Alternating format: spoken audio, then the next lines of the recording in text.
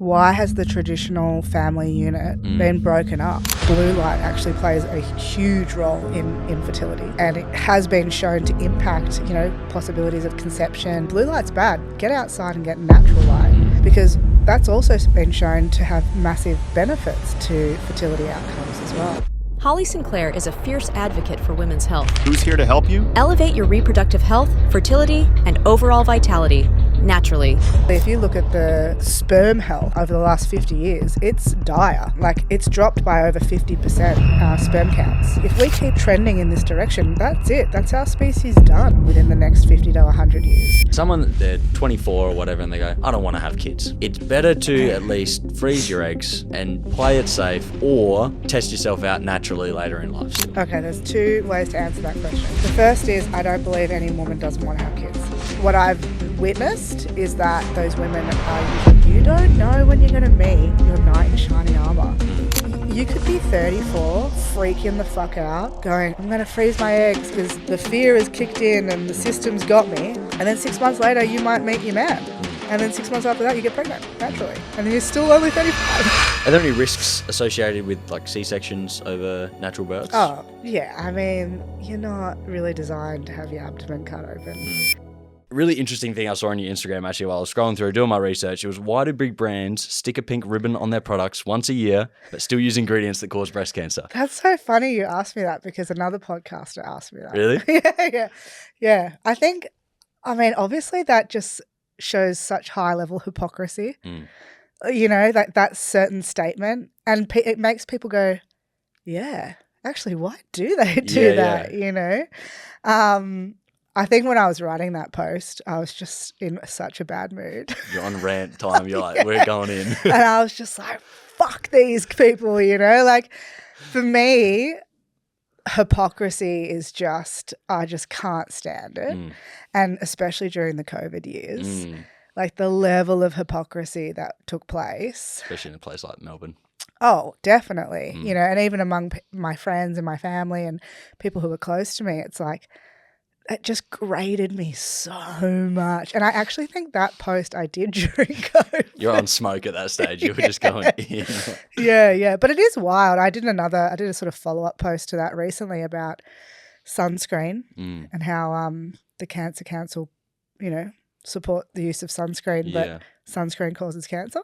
Is that the conversation? Because this is, once again, I'm not well-versed in these worlds, and my theory I'd always say was I don't try and be tougher than the sun sort of thing. But is one both not necessarily good, but one worse than the other? Is that? Or, oh no, the sun's amazing for you. What is there a level though where you go, okay, be wise not to? I mean, someone gets burnt after being out there for 6 hours with no protection or whatever. Where is there a line there though? Oh, I think that probably more boils down to your ancestry and. How much would you have actually been exposed to the sun? I've got Scottish blood, so I'm very pale. So not much. Yeah, so if I was to sit out in the sun for even an hour, that would be probably my limit. Yeah.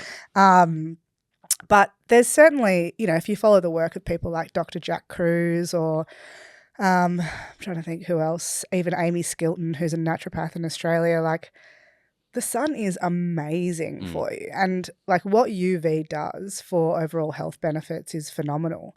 So we've definitely got it wrong when it comes to trying to shy away from the sun. Yeah.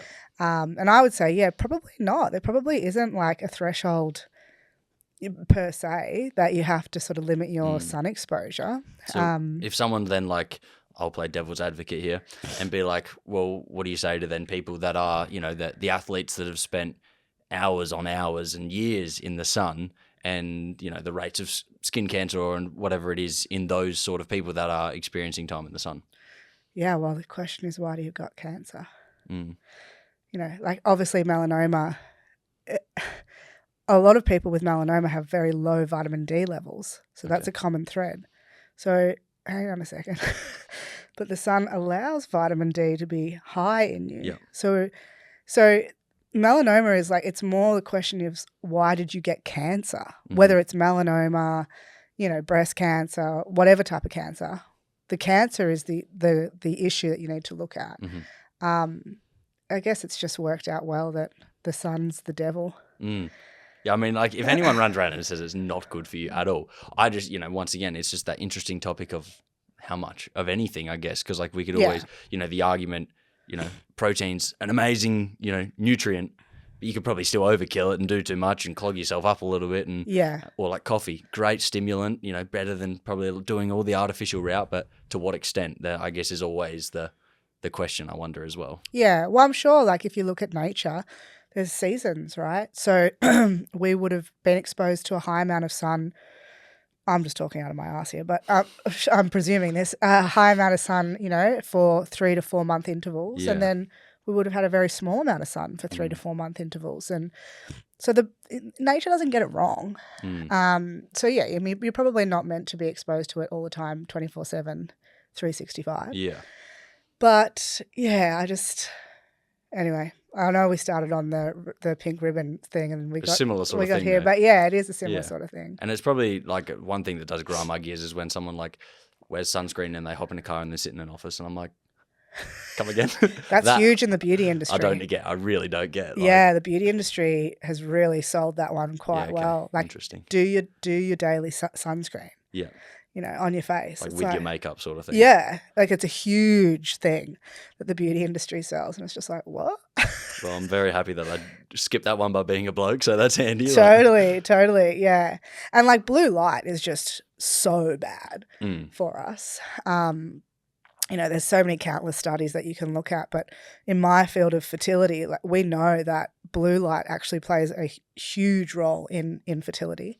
And it has been shown to impact, possibilities of conception and egg quality and sperm damage and mitochondrial dysfunction. And so, if you look at it like that, it's like, okay, well, blue light's bad. Get outside and get natural light because that's also been shown to have massive benefits to fertility outcomes as well. Is that so the absorption through the eyes, or there's just in general just having lights on the skin, everything? Yeah, so I forget the term.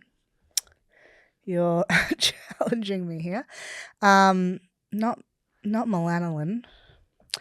There's a certain substance that your skin produces that even if you're not looking at blue light, your skin will register the blue light. Melanin? No, I don't think that's it's what just it because is. that's the only word that I know that was to do with that. Yeah, but so that's sort of like even if you have, say, at nighttime, if you've got an eye mask on, but you've got an air conditioner light going, that is going to impact your circadian rhythms because your skin will absorb that blue light and then it will disrupt that natural rhythm that takes place. But yeah, so it's whether it's coming through your eyes or coming through your skin, natural light is definitely a good thing. Yeah, well, it's interesting then that conversation. I've noticed, so went to Sydney, stayed in the big city, even with the blinds down, all the lights creeping through, the noise and all this, and you come here, I'm sure it'll be very similar in a bigger city. And whereas I'm, live in the suburbs, it's very hard to be called living in the city in Adelaide. Like, it doesn't really exist, let's be honest. But like, that would just play such a huge role in the disruption then as well. For sure. One, you've got the day-to-days of the 9 to 5, the grind, that sort of lifestyle. But then you add to that, can't fall asleep well at night because unless you've got perfect blockouts. It's like light pollution. Yeah. And even if you do, the noise pollution then, because you can't block out the bloody tooting and the dudes hooning down the street, which barely happens in a suburb. Yeah, especially if you're in an apartment block. Yeah. Your EMF pollution, light pollution, noise pollution. You're not grounded because a lot of people live, 3 or 4 or 5 levels off the actual Earth's surface. So there's a lot of things that will be impacting your health beyond just your food and supplements. But just quickly circling back to how light impacts fertility. I did not think we were going to talk about light at all today, but there's a theory that IVF outcomes are not great because embryos are basically created under blue light. Interesting. And we know that blue light causes a lot of mitochondrial damage. So that alone is pretty fascinating. There has been literature written about that. So yeah, I just wanted to add that point in. Yeah. So is that something that they've just more recently started to like notice because of the increased rates of people using IVF? Potentially, yeah. I think there's a lot of research going into that field in general, because it is. I mean, I'm not the biggest fan, but it is definitely taking off, that industry. So back to question number one, the ingredients in some of those foods. What are some of those ingredients that people should be mindful and looking out for? In sunscreen? No, sorry, in the foods. They're sticking the pink ribbon on it and, claiming go for your Well, health. Macca's is a great example. Good food, Yeah. Oh, my God, there's so many. Like, I think anything where it's made in a lab. So you more think like barcode foods. Yeah, carcinogenic, A lot of nutritional guidelines will talk about like charred meat. Mm-hmm.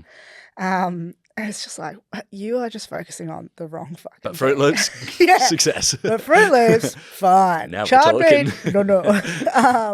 I just think anything highly processed is I would have no doubt is associated with some level of carcinogen, artificial colours and flavourings, preservatives, all of that sort of stuff. Yep. Where metabolically we're not designed to actually break these things down properly. And that's why we see that people who consume those types of foods, especially children, have much higher rates of neurodevelopmental issues. They have much higher rates of gastrointestinal issues, potentially hormonal issues a lot of the time, especially if you're eating non-organic food. I mean, we can talk about that. Like, hello, you want to get cancer, just go eat some glyphosate-riddled shit. That's a good way to get cancer, It might do it. Yeah, that might do it. So even just like the difference between organic and non-organic labeling plays a huge role. And I have no doubt that a lot of those food companies, Nestle, I think of things like, Wheat Bix, and I'm sure they've all stuck a pink ribbon on their fucking package at one point, Yeah, well, marketing 101. Exactly. We give $1 to this foundation. You're like, gotcha. I'm not going to say the name of the company because I don't want to be a total asshole, but there's a pretty popular cake company here in Melbourne that all the influencers get their cakes made at. I mean, look, they look delicious, but they're cakes. And they recently did a post, this company, of a cake. Yep. And it said, and they'd written on the top of it, like, fuck cancer. And they were trying to raise money for the Cancer Council. And I posted about it because I was just like, really? Like, are we this? Ironic. Yeah. Okay, come on, man. Like, you've literally just made a food, quote unquote, sugar, gluten, like probably margarine, all of those coloured flavourings that you put on the top. It's like, and then you're going to use this to say fuck cancer. Yeah, it's just like, but people lap it up, man. Yeah. And I think influencers will be the top of the top for this. Like, they just sell out. They'll take $1 for anything. Like, it doesn't matter. It's just like, virtue signalling. I think it may have actually, going through your Insta, and I saw something along the lines of like, you got all these influencers, screaming health, but they've got all this lip filler and all this crap in their body, all these synthetic goods, and you scream health. Yeah. But they got a BBL or whatever it is, and they've had all that done. It's like, well, where's the health in half of that? Yeah. And also, one thing that's really interesting that I think has just sort of naturally come to light for me for the industry that I'm in, so many influencers go down the IVF route. And there was many this last 12 months, Australian fitness influencers, who have all gone through IVF to have their children. And I just think, is anybody seeing what I'm seeing Connection, here? They all have breast implants. Yep. They all get lip fillers done. They all slather themselves in toxic beauty products. They all probably undereat, overtrain. You know what I mean? It's just like, but it's unexplained infertility. Ironic is what we call it. And thank God for IVF. It's just like, what? And I think, these people have like 10 million followers. And what sort of like virtue signaling is going on there when a 15-year-old girl is looking at this quote unquote healthy 26-year-old fitness influencer and going, oh, well, she can't get pregnant, then I'll never get pregnant. When they think that the pinnacle of she's the pinnacle of health. Can't do it. Well, why could I? Because I'm XYZ. Totally. It's wild to me, man. It's interesting. Would you say there's still a time and a place for something like an IVF though? Like, it's just not the mass usage of it, pretty much. I'd probably say 5 to maybe 10% Yep. of the time of what we see now is probably very necessary. Mm-hmm. But a vast majority of it is not. Why? What are people doing wrong that leads them to feel like they need that? Oh, this will be a long rant. Relax. I've got a stuffy nose as well. That's right. So there's a few things. I think the first thing is that women have been led to believe that they can put their child rearing years on hold and it's still going to be okay because we've got services that can provide that outcome for you at 38 to 40 to 42 years old. Unpopular opinion, no. Like, I'm sorry. Biologically, we are not designed to start our first child at 42 years old.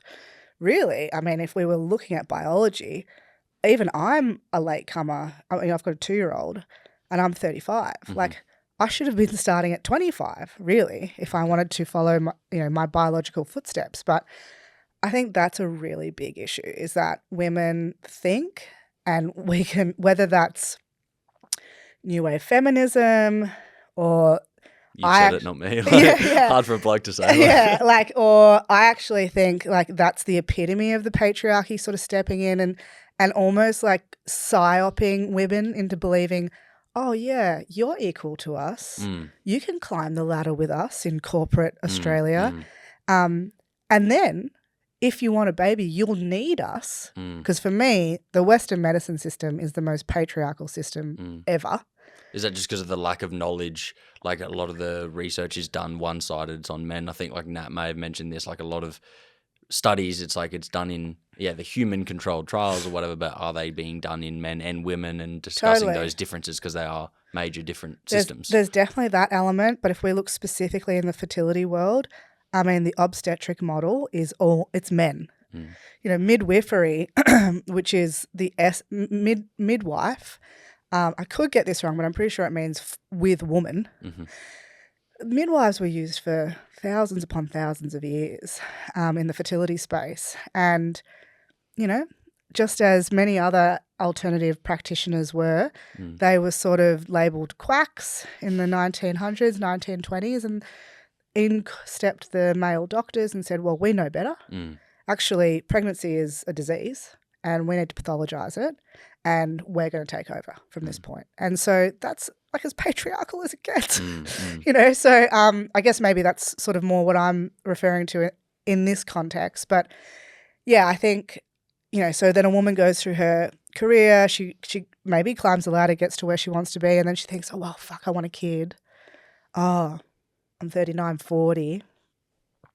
Maybe it's not going to be as easy for me. Well, I'll just use this convenient system that's now set up. And I think that's why a lot of IVF takes place. So there's that element. And then obviously people are really unhealthy. Yeah. Like people are really unhealthy.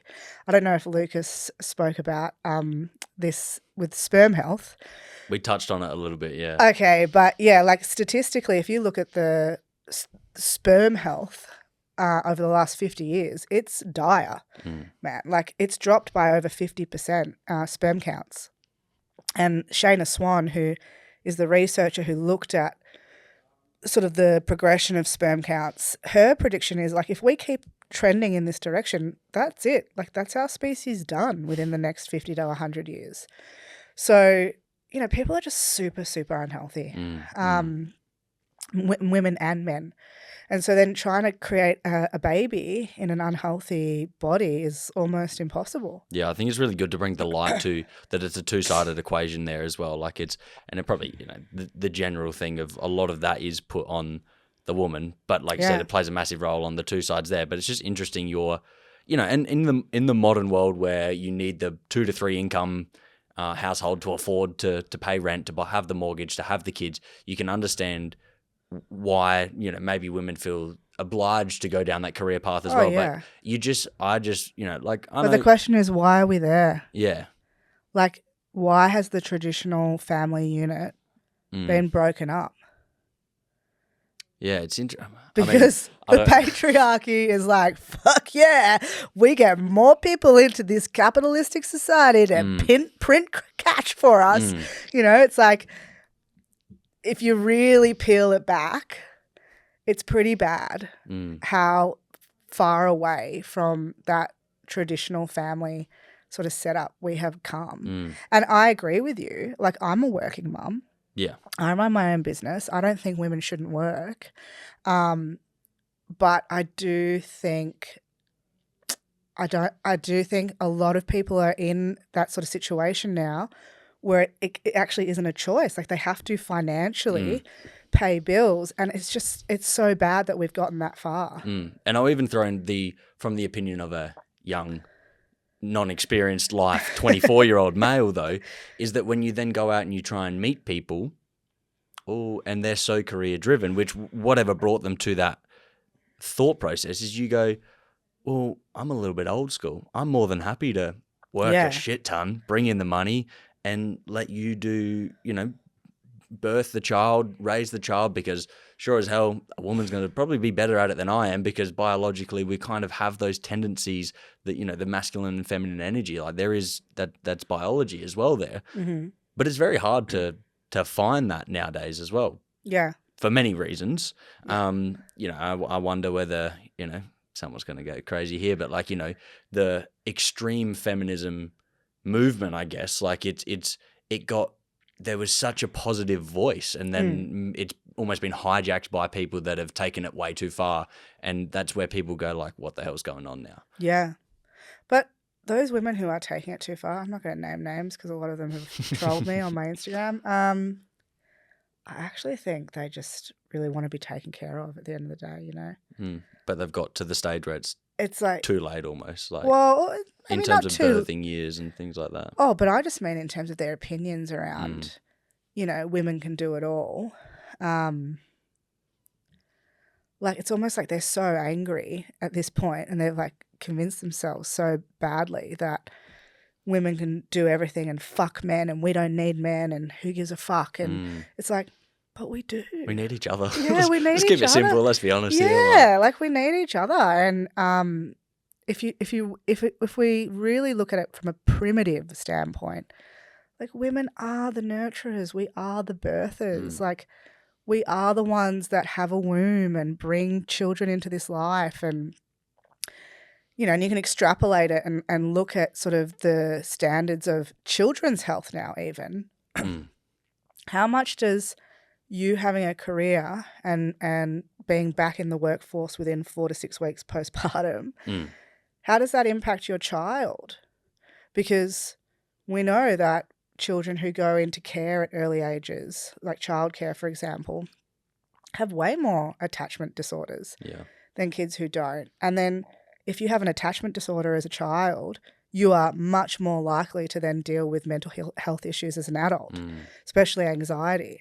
So, like, what's the ripple effect here? Yeah, like that. I feel like that's where I get annoyed, because everyone just looks at it like they don't zoom out when they look at sort of how we're living and the consequences at play.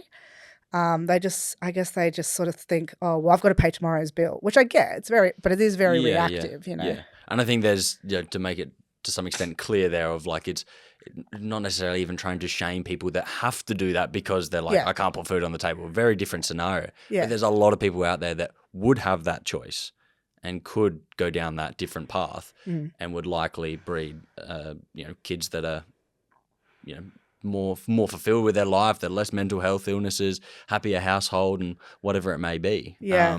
And a natural dynamic, I guess, within the household. Yeah. And just speaking anecdotally, like, I know for sure my girlfriends who don't think the same as me health-wise, I should mention, but we're still really great friends. Like, all of them wish they could just stay home with their kids, Like, they're all career women. But I know through speaking to them, like, they hate it. I think actually it's like there's a few like memes going around on the internet at the moment of like young, like probably just entered the workforce, and they're like sitting there in their car after their first week out of uni at work and done like 50-hour week, and they're like, oh, I don't want to do this. Yeah. I want to just raise a kid, like, sort of thing. You're like, sure that like, and there's no shame in that either. That's why I Yeah. think like, I actually think that's fucking awesome. Like, it's just a shame that it's not as easily done in modern society due to cost of things as well, Yeah. which, you know, I'm sure that could rattle down a spiral of so many reasons as to why, but I'd be interested to see if we could try and at least make it better. Yeah. But also people are very materialistic. And You got to they lower your standards a bit on those you, things, don't you? you need to if having what's the best way to explain it? Like if you have an infinity for simplicity. So if you just want to live a simple life, raise your kids, maybe be stress-free financially, don't have to be wealthy, but stress-free, it might mean you can't live in the city. Which wouldn't be complaining about living in an apartment building either. I live in the Yarra Valley in Victoria, which is, you know, the countryside. So like I'm telling people to move out, but like, do you know what I mean? So you do have to make sacrifices depending on what your values are. And yeah, people are just so, maybe it's the TikTok generation or the social media generation. You might know this being in the dating scene. I don't know, but like, yeah, women are very materialistic. And the they're happy to spend $3,000 on XYZ you must have, and you're like, oh. Yeah, happy to spend $3,000 on a Louis Vuitton bag, but you know, don't have enough money for rent this week. It's like, what's happening? What's going on? I had a conversation with, once again, won't make it clear as to who this is, and they were talking about buying quite an expensive car, already have quite a big house, but sending my kid to a private school is a bit too expensive. And I'm like, I understand, like, it's if your opinion on whether public or private is better, that was like, regardless of that conversation, I'm like, you can't, you're worried about the money side of it. Yeah. But you're wanting to buy a $200,000 car and live in a massive house. Yeah, because it's all about appearances. Exactly. I'm like, and it's all about then the insecurity that has been created, I think, in the world as well, which leads us down that path. Yeah, it is. It's strange, man. It's, I don't know how we got here. But yeah, look, for me, I say that I'm a feminist. I hope that I am a feminist. I think women and men should be equal in all aspects of life. I don't think women and men are equal physically. Well, there's there's reality to that as well. Burst your bubble, ladies. So, you know, if I need to move something in my house, I get my husband to do it. I don't. And I'm sure he's pretty chuffed when someone he's very as a dude, I can guarantee you when someone asks you, you're like, yep, I can do that. That's a way to make them feel good. Trust me. Right. But like when he wants a really nice meal cooked, he asks me to do it because he's terrible in the kitchen. Plain chicken, like beautiful. But outside of that, like we're equal, you know, we earn the same amount of money and we raise our children the same and all of those sorts of aspects. So I don't want people to think that I don't believe in that. I just think we're so removed from like who humans really should be and who families really should be. And like what do you really value in life? Like do you really value that Louis Vuitton bag and that Audi car and you know, like, is that what you truly value? Or do you value love? Do you value compassion? Do you value your health? Yeah. And I just wish more people were a little bit deeper. Yeah. I just really wish they were a lot deeper. Probably comes from now the added comparison game of social media. Oh, for and sure. things like that. Like it was always, comparison is it's not like it's a new thing, but when you now can compare yourself to literally everyone in the whole world, and you see a 16-year-old that somehow is a millionaire and you're like, shit, why aren't I a millionaire? And you're like, oh, they're faking it. But you don't know that. Like it's, you know, so it's hard to differentiate between that. Yeah. So, you know, the digital prison that is the rectangle in our pockets is very dangerous. And I always have to tell myself this, like, I wouldn't know anything about this person if I didn't have social media. The same goes, and we don't have to get into it because it's a hot topic, but like I wouldn't know what's happening in Palestine if it wasn't for social media. I wouldn't know what's going on in the Ukraine. Like the bombardment of information of stuff that really actually we shouldn't know, just purely based off where we live globally, is ridiculous. Yeah, you know, and saying that to myself on a constant basis is really helpful because sometimes I'll catch myself comparing myself maybe to somebody else and I'm like, wait a second. Different life. If I didn't even have this app, Would I even know that this is existing right now? No. No. You know, so you have to exercise that high level of awareness. Otherwise, you can get caught real quickly. Yeah. I had a podcast a couple of days ago with Dr. Tim Sharp, psychologist, and he was saying very similar along those lines of like asking yourself the question of like, can you actually do something about it? That's not to say you have to be ignorant to issues that are going on in the world. You can't feel some empathy and all those sort of things. But at the end of the day, are you going to let that ruin your life, which in turn ruin the lives of those around you? You become a shit person to your friends and your family because you're so stressed about the whole world. Yeah. Like even the little things of like, oh, something goes wrong in Queensland. You're like, I live in Adelaide. What? Like someone broke into a car. Yeah. I literally can't do anything about it. And like, but then you get in your own head and you feel like these things happen all the time. Like I genuinely did. You'd see these people breaking into houses, and then so I started to get worried, oh, what if someone breaks in and my mum's home on her own or something like this? And you're like, hang on a second. If I didn't watch this, I wouldn't be thinking these things because I look around at the neighbourhood and I go, it's pretty good. Should be right. Well, for me, living in a decent neighbourhood, I'm like, yeah, I'm good. Yeah, I'll be right. Well, I'd say Australia in general is a pretty decent neighbourhood. Yeah, it's fairly good. It does all right. Now, more down the path of the fertility, pregnancy. Yeah. The misconception of, you know, like especially for younger people talking about pregnancy, sex, and the worry of like, oh, it's very easy. You'll get pregnant at 16, 17. How hard is it actually to get pregnant? Well, if we look at sperm counts, probably pretty hard. The more they get in the office, the worse it gets. Yeah, that's right. Well, you've definitely only got a limited amount of days per cycle to conceive. So anywhere from, let's say, 5 to 7 days a cycle. And that's based off having a healthy cycle, which, 25% of women don't have. So it's definitely not as super easy as people make it out. If you were that person that had a healthy cycle, your statistical chance of conception every cycle is about 20%. Okay. Pretty low still. Yeah, it's pretty low. And that obviously changes as you get older. But it's not as easy as people make out, for sure. And we're seeing this in the fertility rates at the moment. And whether that's because the fertility rates are a reflection of women trying to get pregnant later in life, or just health in general. But I say, it's actually a statement I say to couples I work with all the time, like, give yourself a bit of grace here, because really statistically it should take up to 12 months for a healthy couple to conceive. 90% of healthy couples will conceive within 12 months. And every cycle you've only got a 20% chance. Which is crazy. I guess it's interesting because the conversations at school is, oh, it'll happen. It's not even like it could happen. They almost be like, if you have sex, it'll happen. But you know why that is? Because we're so disembodied. Like, if you think about your high school experience, I know for me, we didn't get taught about our bodies, especially as women. Like, I had no idea about my menstrual cycle until I was in my mid-20s. Yeah. And that was only because I was in the health industry and I was going down the path of research. Like most women wouldn't even know a luteal phase or anything like that still. No, man. Like, still.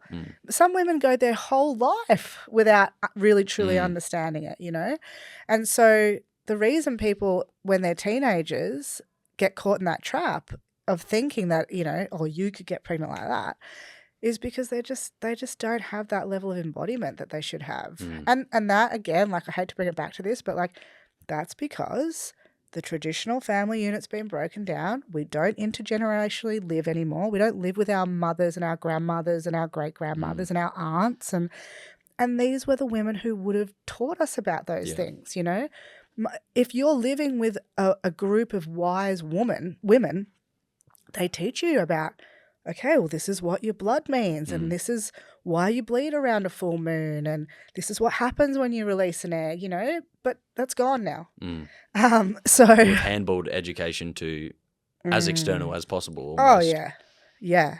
So, yeah, I would say that that's probably the biggest reason is the disembodiment. And I guess, like, it's people then don't understand how hard it is until they try and then go, oh, it's a lot harder than I thought. Yeah. And they're like, why is it not happening? I thought I just had to have sex once and I get pregnant Yeah. and then they get into a situation where they're not. What are some, minus obviously, so the normal factors there, what are some other things that commonly pop up where people are struggling to fall pregnant? Oh, definitely sperm health. Yeah. Like, that's a huge one. Mm. That really gets overlooked in the IVF space. So, yeah, sperm health, definitely, like, just the quality of your eggs and the quality of sperm, which are just a reflection of your lifestyle, ultimately. So it's the same sort of factors of food, exercise, Totally. sunlight, all those things. Yeah, totally. Stress, sleep, hydration, all that sort of stuff. And then you've got your specific reproductive health issues. So polycystic ovary syndrome, endometriosis, POI, so primary ovarian insufficiency. The list goes on. There's quite a few, but they would then be sort of the main culprits that drive a lot of the infertility conversations. Yeah. Endo and PCOS being the major two. Well, PCOS is the number one cause of infertility in women, so it accounts for 11% of all infertility cases. And endometriosis, I don't actually know the percentage, but it would be a very close second, I would imagine. So what's the difference between those two things? Oh, they're like night and day. Yeah. PCOS is a metabolic health issue, so ultimately it's just a byproduct of, most of the time, a byproduct of really mismanaged blood sugar that then creates a high level of testosterone in the woman. And when she has high levels of testosterone, she just can't ovulate properly. That's kind of the crux of it. But that can all be rectified quite easily through nutrition and lifestyle. But then endo, my opinion of endo is that it's almost autoimmune. So the way that it sort of presents and it manifests, it's a very bizarre immunological issue that's going on in that person. And we know it's not just a reproductive women's health issue anymore, because endo's been found in babies, it's been found in men, it's been found in post-menopausal women. So that tells us it's actually probably more about what's going on at an immune level that's then driving and causing these lesions to build up. There's a huge connection between the microbiome and endometriosis. So most of the time, if I work with someone that has endo, they tend to always also have gut issues. So that's often the route that I go to try and help manage the endo, is I sort of fix it through the gut. But that's the difference. With PCOS, you said there's some pretty easy things that people can start to action. What are some of those? Definitely a low-carb diet is pretty good. Not long-term, but just to get you out of that sort of metabolic spiral that you're in. Because you need to get your blood sugars down. You need to get your fasting insulin under control a lot of the time. Is some of that the quality of carbohydrate as well? Yeah, it definitely could be. So when I say low-carb, that I don't mean like keto. I mean like just maybe stick with potatoes and rice.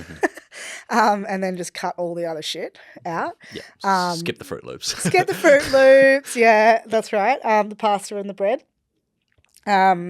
So that's probably the number one thing I go with PCOS. And also stress management. Stress is a huge issue for women with PCOS. Which probably comes back to the whole corporate working sort of lifestyle again as well. I have a theory. Here we go.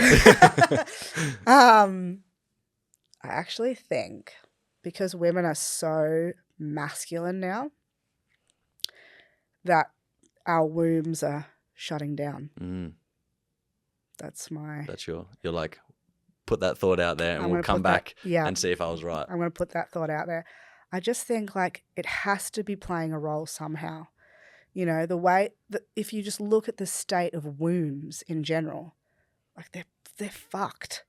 You know, most women don't have good, healthy wombs. Whether it's in their reproductive years, like we're talking about, or maybe they go through menopause and it's a horrendous journey through menopause. At every stage, it's very, very rare to meet a woman that is like, no, I have a great cycle, bleed well, always have, always will. Like, that's rare. Yeah. And you have to question, like, is it because of how we live? Is it because of, like, that energetic sort of masculine force that we're now pushing towards every day when we rock up to the corporate office and chug a coffee and don't eat because we've got to keep up with the boys, and like that Which has to play a role. The male system is able to adapt to that a lot better. Of course. Which is, that once again, coming back to the biology and the nature of why that's been the way it has been for so long as well. Of course. Yeah, men, you would be able to speak to this better than me, but like men have a lot more resilience physically, right? Like they can go longer periods without eating. Like they're not going to they don't have these hormonal fluctuations happening all the time. So like the 9-to-5 job is actually better suited for a man. Like it just is, you know? So I just think that's my little theory out there. I think the wombs are definitely hurting because of how masculine women are. And the pill would have a massive negative effect on cycles and things like that as well. Yeah, well, again, it just sort of like shuts down that whole process, right?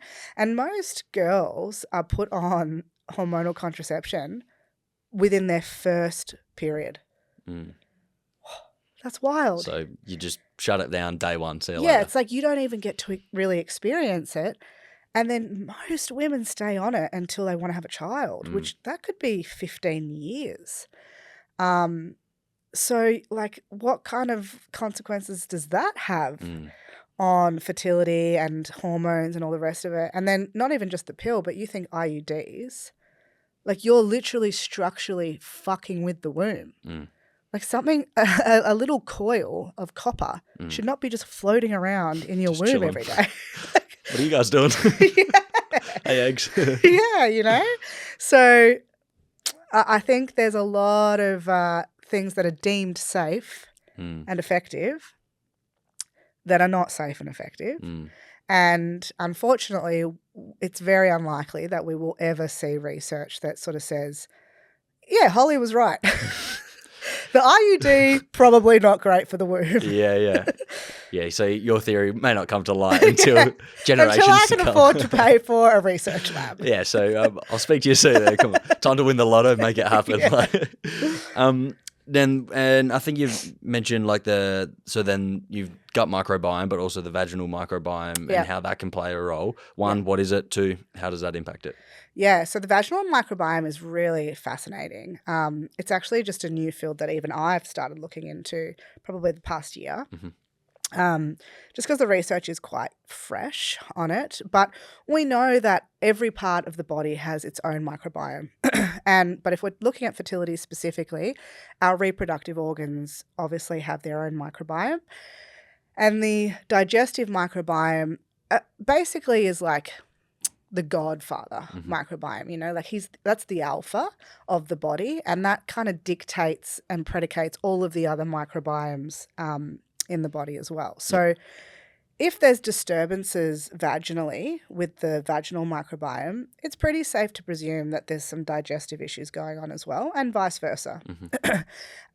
But specifically with fertility, you know, we know now that different types of bacteria that actually reside in the reproductive tract and the penis play a huge role in fertility challenges. The big one that's researched the most is called ureaplasma. And we know that the penis is actually the carrier for that. Okay. So, but there's no way of testing men's penile microbiome, unfortunately. So, you know, if a woman goes off and does a swab and it comes back positive, it's safe to say that her partner has it as well. And in that instance, that could potentially be the reason why you're not getting pregnant. Because these infections, just like any other infection in the body, cause a lot of inflammation, they cause a lot of damage, and they can really negatively impact your ability to create life. It's fascinating. So then what are you doing to better those issues? Depending on the severity, I actually would use an antibiotic. Okay. Yeah, because I think once somebody's in my consults, they've probably already spent a year or 2 years of the fertility journey so far. That's a long time to be trying to have a baby. And if we find an infection and I'm like, yo, this is the problem. I don't really want to waste their time. I don't want to waste another 6 months with herbs. And I just feel like they've been through enough. The emotional Yeah, side it's is a already long burned, journey for a yeah. lot of people. So for me, I just think let's just fucking nuke it. Mm-hmm. It'll take a week. Mm-hmm. And then we can do all the things we need to do to repair your body from the antibiotics. But at least we know we've dealt with the infection. And that's usually my approach. And both parties have to participate in that because, like I said, the penis is the carrier. Mm-hmm. So, you know, you have to abstain from penetrative sex while you're doing these sorts of protocols. And your husband or partner needs to also take the antibiotics and also do the nutritional changes and stuff. But it is wild because as I've explored this area more and I'm obviously testing more people now, these infections are like pretty rampant. And I wonder what's going on. Is it a hygiene thing potentially as well? It's often because, not to get too technical, but the vaginal microbiome should predominantly be lactobacillus, which is a good bacteria. And the reason for that is that bacteria produces a substance called lactic acid, and that substance effectively defends the vagina and the reproductive tract from infections. What you tend to see on swabs is that women have very low levels of that good bacteria, and then they will also have an infection. And so I suspect it's because so many people have such low levels of good bacteria that then when they're exposed to these infections, the infections are like, happy days. I'm coming in, man.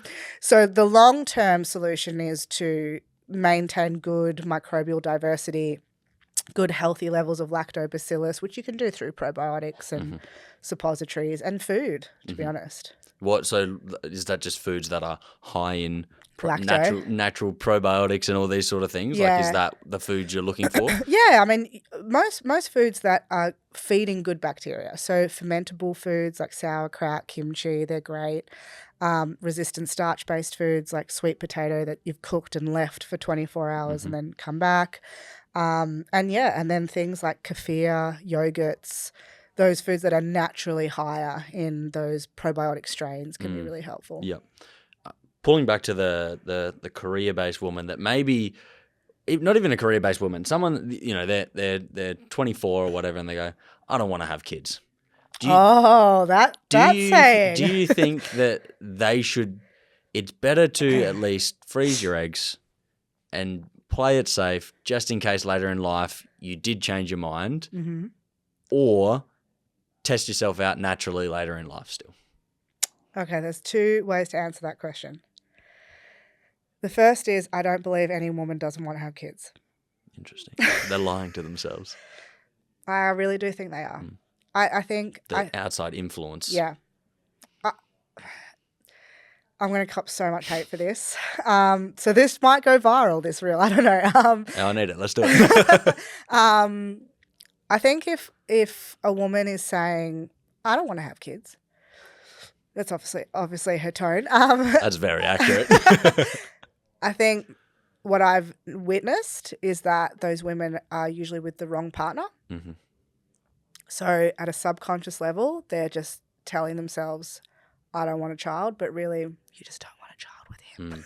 Or is it the single person that isn't meeting someone, so they just go, but I don't want kids That's anyway, right. and it's like... And then it's like a defense mechanism. Just because no one wants to be with you, maybe. Well... or you haven't found the person. Yeah, Could it be might be too. that, but it's just so not biologically normal to not want children as a woman.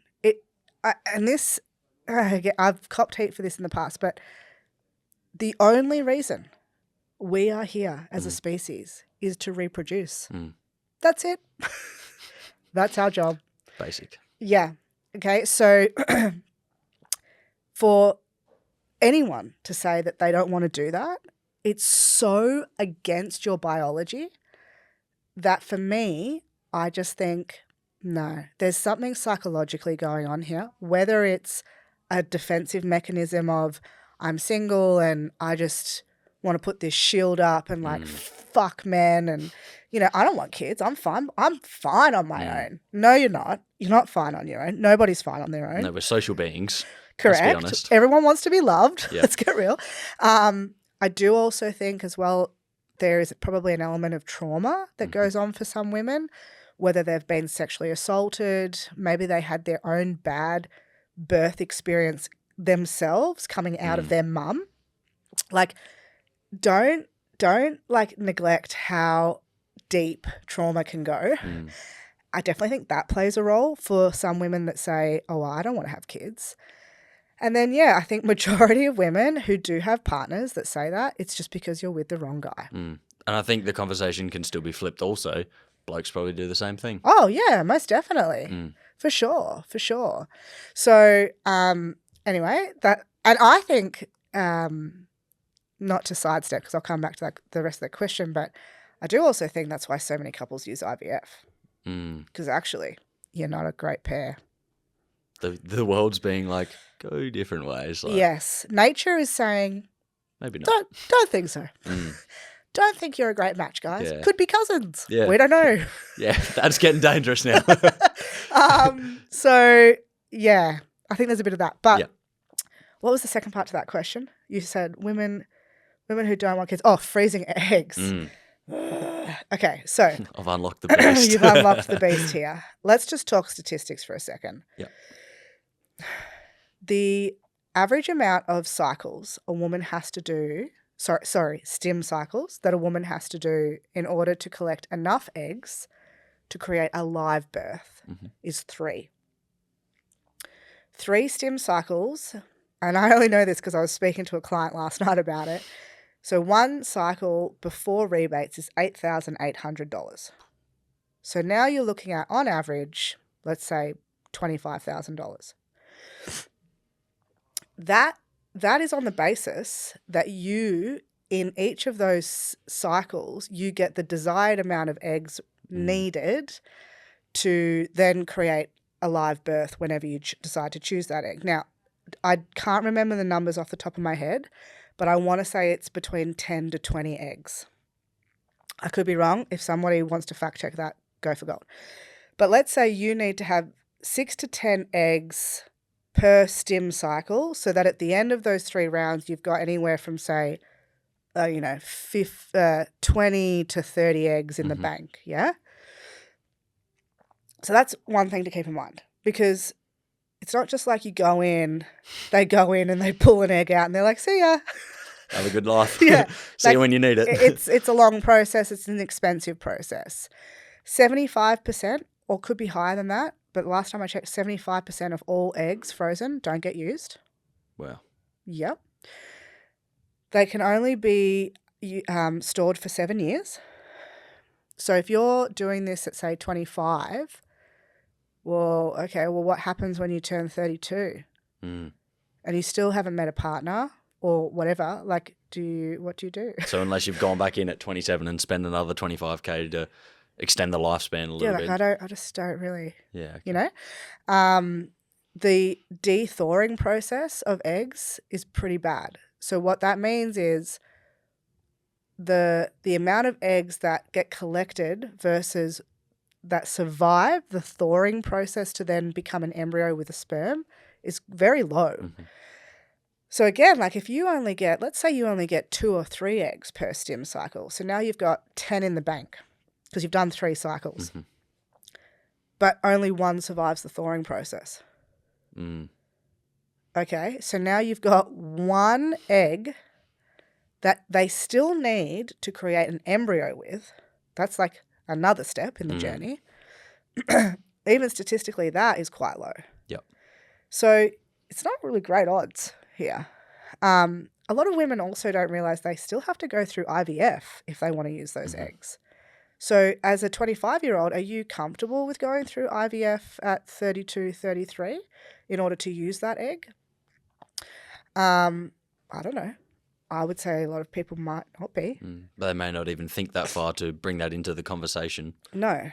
I also think that, and this was the conversation I was having with the client last night, I think that if you're a woman and you're 34, 35, before the age of 35, what are you doing? Why are you collecting your eggs? Like, you have so many fertile years left in you.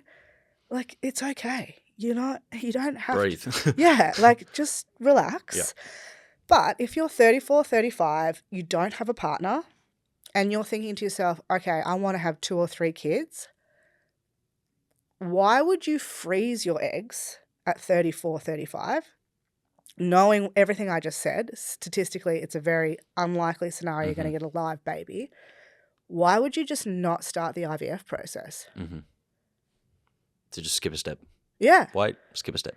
Yeah, like I remember I had a conversation with a client years ago who was 37 at the time, and she was telling me, I'm going to freeze my eggs, career woman, I'm going to freeze my eggs at 38, and I said, okay, so when do you want to have a baby?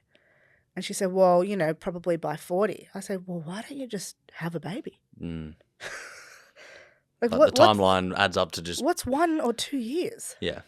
Just have the fucking baby. So when do we actually see a massive need, quote unquote, for these strategies versus just being like, you can still do it naturally and it'll work? I think these types of, like, let's say egg freezing, I think that's a pretty amazing technology if a woman is like about to go under chemo, you know, and she very likely will not be able to conceive naturally post that treatment.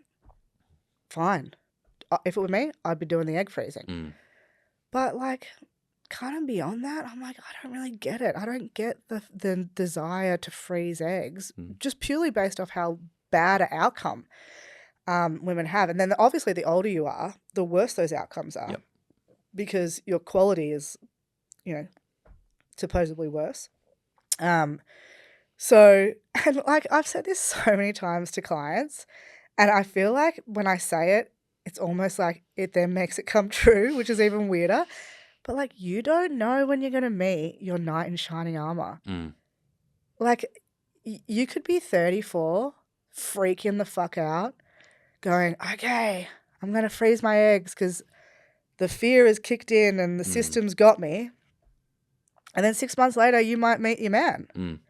And then 6 months after that, you get pregnant naturally. And then you're still only 35. You're like, tick, tick. Thank you. You know what I mean? Like, we're very, we really need to like control things now. And I get it. I get it. Obviously, I'm talking from a place of privilege. I've been with my husband for 11 years. Like, I've never been in that sort of position where I've had to think about that. But like, you can't control everything. Like, just what will be, will be. But I think it also really, once again, we keep tying back and pulling back to have these thoughts before diving full balls to the wall career and saying I'm not having kids until I'm, you know, done this and done that, or even maybe the travel conversation for some people that they want to go all around the world and do all these things, and by the time you've done that, then you're like, oh shit, whatever it is, like it's figure out your long-term priorities as well. And it's the same, I guess, with people would say like, oh, you know, live in the moment with your money and things like that. It's like, yeah, that's good until you're 40 and you're broke. Yeah, literally. Like, you probably wish you saved a little bit at least. Or put something into stocks or did something. Yeah, like it's, or with your health and how you eat. Sure, enjoy that.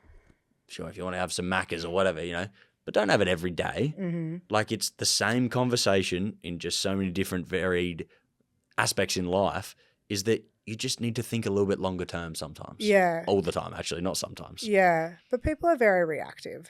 And they're, you know, the system's pretty good at what it does. It's very good at convincing people that fear is the driving force. And, you know, especially around fertility. But it just doesn't make any sense to me why a woman under the age of 35 would ever consider freezing her eggs unless, she was going through chemo or like something structurally was going to impact her capacity to produce eggs herself later on down the track. I don't get why people would do it, because your likelihood of an outcome is so poor.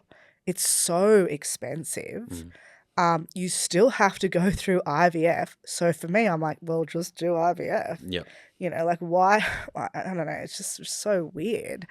And yeah, like you don't know when you're going to meet that person, you know? And if you are a healthy individual and you're health conscious, you can have babies until you're into your 40s. Do you extend that lifetime as per se Of because course. you take care of yourself? Of course. You know, like women for thousands of years were having babies in their 40s.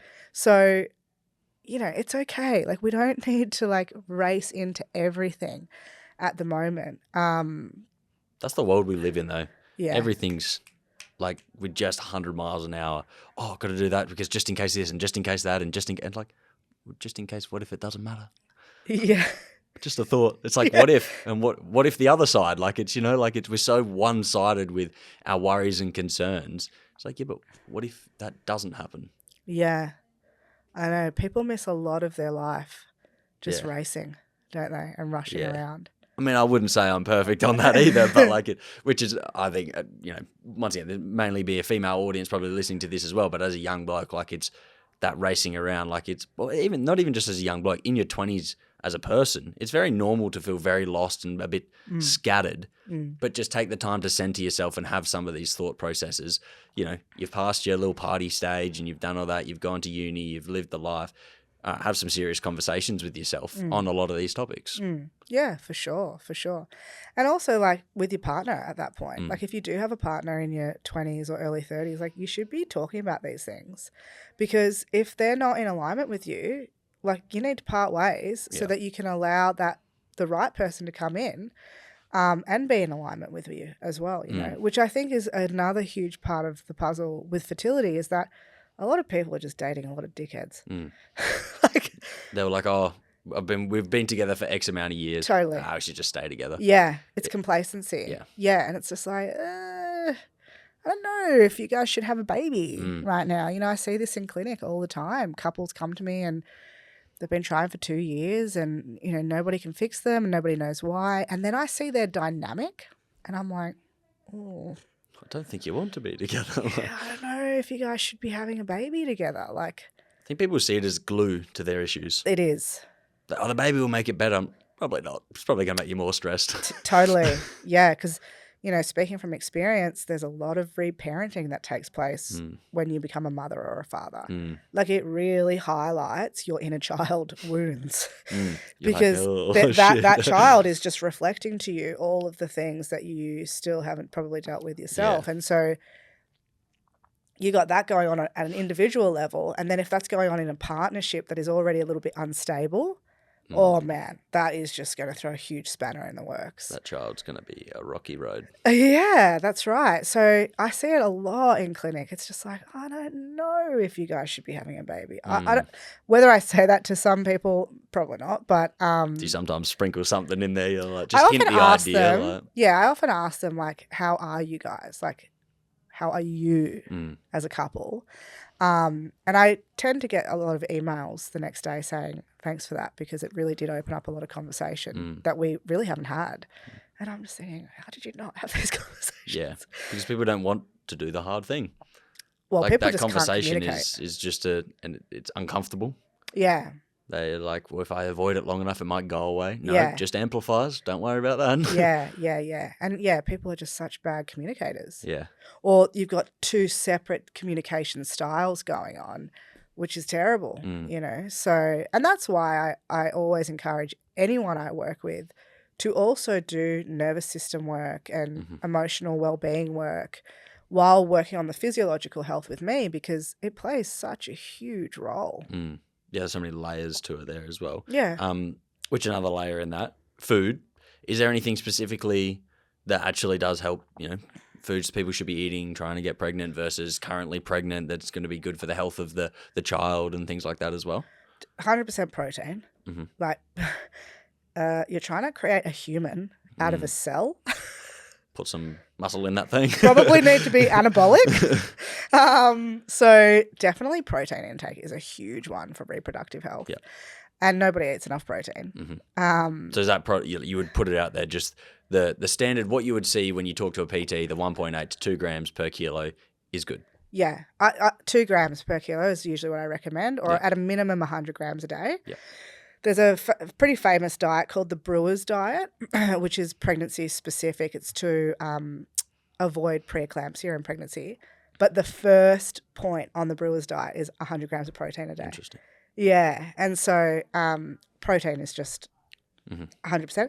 And then if we step one down from that, any proteins that are rich in collagen are going to be really good for pregnancy. So slow cooked meats, broths, soups, because your uterus is expanding. And that expansion is very dependent on collagen reserves.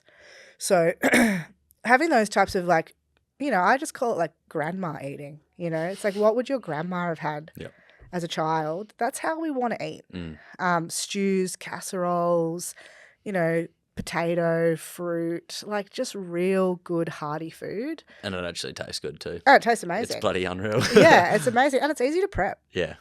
You know, so that style of eating would be what I recommend people to And that's do. both like pre-conceiving plus once you're going And through. then the other side of it, not specifically to the types of foods, but people just need to eat. Like, people don't eat. It's crazy. They kind of ebb and flow through too much. Oh, shit. Crash down. Don't There's a eat lot anything. of binge eating on weekends. Yeah. And then a lot of restriction Monday to Friday. Which I find, because as day-to-day PT, the very interesting conversation, even the same thing around training. You go, train on a Saturday or a Sunday? No, it's the weekend. Yeah. Yep, correct. Good observation. You can exercise on the weekend, much like you could still meal prep your meals for the weekend, or you don't have to eat like shit on the weekend. Like, it seems like Monday to Friday, get it done. Saturday, Sunday, throw it all away. It's strange, isn't it? Weird. Yeah. But people really just don't eat. And I just think, like, especially men really undereat. A lot of tradesmen, like, have like 2 or 3 meals a day. And I'm like, bro, you've just like burnt like 10,000 calories. Iced coffee and a sausage roll. Let's Yeah, go. like they wake up, they have a coffee, it's 5 a.m., go to work, build a fucking wall or lay bricks or whatever they do, you know, like super physical. And then smoko, they have like a piece of fruit and like, like maybe a muffin. They're probably the pinnacle of they do binge though. And then, their nighttime meal is usually their best, right? It's like a huge piece of meat with like heaps of pasta or rice. It's just like, homie, like that's still not much food.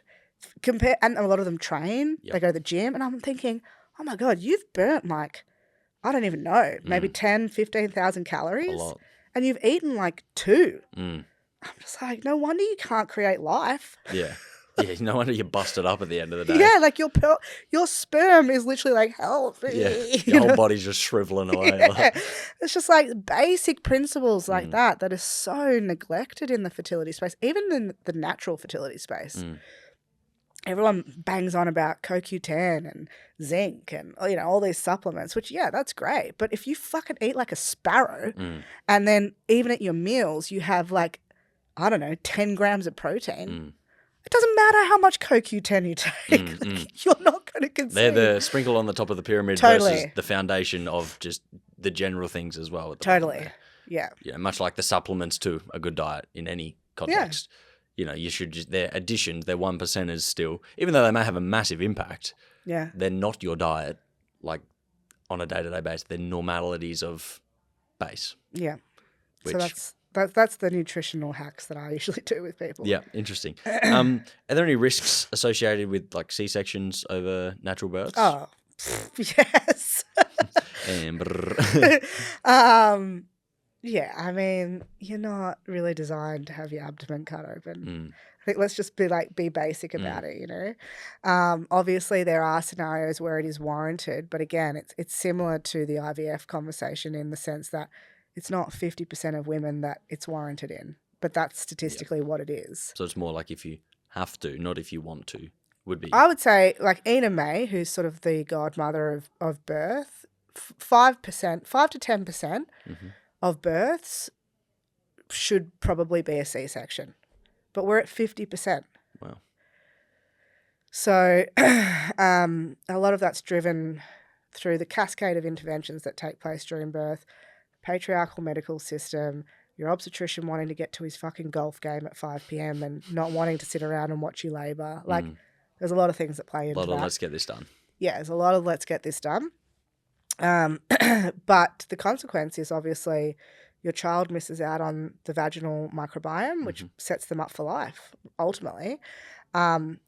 Your body is designed to birth vaginally. So for you as the mother, your postpartum experience is going to be way different. You know, major abdominal surgery, that's not an easy thing to come back from while also nursing a newborn. Yeah. So, yeah, it's definitely, I really, truly don't understand why anybody would ever elect that. It doesn't make any sense to me. Because it's much easier to birth vaginally because that's what we're designed to do. Yep. But again, the system wins on that one. Do you think, is it, I mean, I don't know, never been through that whole process. Is that just a kind of blanket question on a form that people now go through? It's like, which do you want? No. Well, I don't think so. It's not very common to have elective C-sections unless you're with an obstetrician, in which case you could probably advocate for that. Yep. But if you just rock up to a public hospital, the intention is always going to be to birth vaginally, but half of the time that isn't what happens. Is that just because it doesn't take much for them to be like, oh, it's probably a good option to go the other way? Yeah. And every intervention moves you closer to a C-section. So a stretch and sweep, a balloon, Pitocin, inductions, cervical checks, fetal heart rate monitoring, like all of these interventions that get used factually move you closer to having the outcome of a C-section. So, yeah, unless you have a really good care provider with you who can advocate for you during that to be like, no, everything's fine, she's not going to go to theatre. It's hard because, you know, they've got you at your most vulnerable point. Yeah. So where do people find people like that? Oh, private midwives. Yeah. Yeah, private midwifery, I think, is just the most amazing middle ground. You know, obviously if you want to go down the home birthing route, which is sort of where I go, but you can also have private midwives come with you to the hospital, but they've been with you throughout your whole pregnancy. Yep. And they're there to advocate for exactly what you want. And they're well trained, you know. So I think anyone listening to this, even if you want to birth in a hospital, get a private midwife. Yep. Yeah, it's the best investment you'll ever make, for sure. What's the different, like home birthing? Why do you opt for that path? Just don't think, I'm not really pro-system. You're like, fuck 'em. Yeah, I just don't think I need to be engaging in the system to do something that's been done for millions of years. Yep. Does it help to have the understanding of the moving parts, what's going on as well? The average person maybe, well, if you had the right people around you still, you have that right support system of the midwife and things like that, then it's a little bit different. But yeah, like a lot of people will say to me, you know, when I was pregnant with my son, I didn't engage in the system at all, didn't have any scans, didn't have any tests. And like people freak out. They're like, but what if this happens? And what if your baby's dead? And it's like, okay, I don't, you know, like maybe it comes back to that desire to just control everything and know everything, you know. People really just need to maybe lean into the wisdom of their body a bit more and just like accept that this is what we're designed to do. And if you have a private midwife, they're so well trained that they're capable of assessing your body for potentially those risks without having to use a technocratic system to get to do that. Yep. You know, they can pulsate your stomach and they can measure your stomach and they can listen to a heartbeat through a pinard horn and, you know, they know what they're doing. And if they were like, okay, this doesn't feel right to me or this doesn't look right, that's when you would engage the system, not the other way around. Not like I'm going to engage the system to look for a problem. Yeah. So it's a similar sort of theory to, like, say, a medication. It's like, everything we've just said today is do the foundational things first. If you get to a stage where problem not solved, sure. Totally. Let's start to look at these newer interventions. Yeah, of course. And your body will give you signs as well, you know, like if there is something wrong with, say, like your placenta, you will probably start spotting during your pregnancy. And if that's the case, then go and get a scan. But if that isn't the case, like why? I don't understand why you're engaging in these systems, you know? So it is about knowing, like really truly knowing what to look for and what certain things mean and all that sort of stuff. But I think I just think people are so disembodied. Most women need somebody externally, often a man, to tell them that they're pregnant. What? Like, But because for so long they've been so detached and focused on other things, yeah, it's they're just unaware. like you can't see your belly growing. You can't feel your baby moving in your womb. Like, why do you need? I think you know what's happening. Yeah, like why do you need to go to a doctor's appointment for them to run an invasive scan over your stomach to be like, yes, it is alive? Like, did it kick? Yeah, exactly. You know, I don't know. That's me. I get that I'm not the same as everybody else, but I just find it a bit bizarre. And I really do think it's because we're so disembodied. Yeah.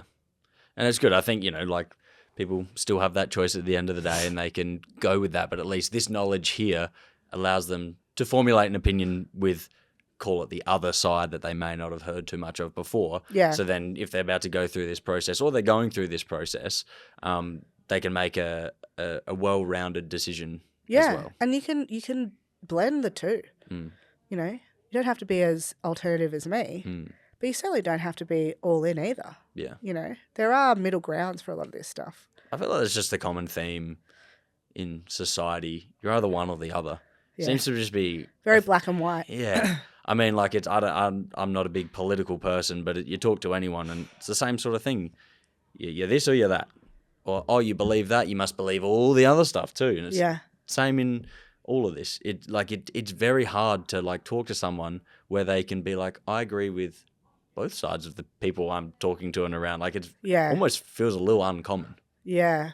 I read a Keanu Reeves quote the other day that said, I'm at the age where if somebody says 1 + 1 = 5, I'm like, okay. Works for me. And honestly, that's where I'm at. Yeah. Yeah. It's a peaceful place to be. Yeah, it's so good.